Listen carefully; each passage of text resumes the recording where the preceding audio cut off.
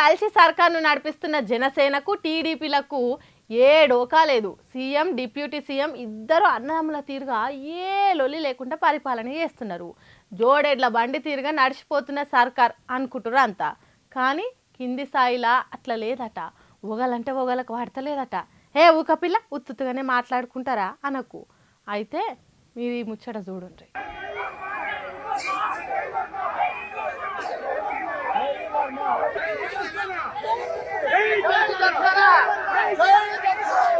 చూసిండ్రా AP deputy CM Pawan Kalyan అన్న MLC నాగబాబుకు వ్యతిరేకంగా ఎట్లా నినాదాలు ఇస్తుర్రో జై వర్మ అంటున్నారు. ఇంతకు ఈ వర్మ ఎవరు, నాగబాబుకు వర్మకు నడుమ వారెక్కడిది? ఇప్పుడు తెలుగుదేశం పార్టోళ్ళు ఎందుకు నాగబాబు వచ్చినందుకే వర్మ అని మొత్తుకుంటారంటే, ఆంధ్రప్రదేశ్ రాష్ట్రంలో టీడీపీ జనసేన ఎన్నికలలో కలిసి పోటీ చేసినందుకు పిఠాపురం నియోజకవర్గంలో పవన్ కళ్యాణ్ అక్కడ పోటీ చేసిండు.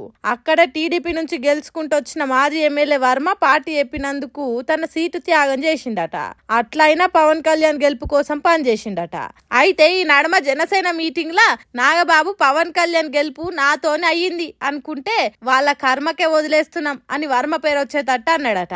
హాగో అందుకే టీడీపీ కార్యకర్తలకు కోపం వచ్చినట్టున్నది. చల్ పార్టీ చెప్పిందని సీటు త్యాగం చేసి కష్టపడి తిరిగి గెలిచేటట్టు చేస్తే ఇట్లా ఎద్దేవా చేసినట్టు మాట్లాడతాడా అని మాటలు మనసులో పెట్టుకున్నారట. ఇప్పుడు నాగబాబు పిఠాపురంలో అన్న క్యాంటీన్ ఓపెనింగ్ కు పోయిందట. అప్పుడు ఇగో గిట్ల వర్మ అని టీడీపీ జెండాలు పట్టుకొని లొల్లి చేసిండ్రు. అంతేకాదు టీడీపీ పార్టీ కట్టిన ఫ్లెక్సీలా ముఖ్య అతిథిగా వచ్చిన నాగబాబు ఫోటో కూడా లేదట. పిఠాపురం టీడీపీ ఇన్ఛార్జ్ వర్మ ఆ కార్యానికి రాలేదట.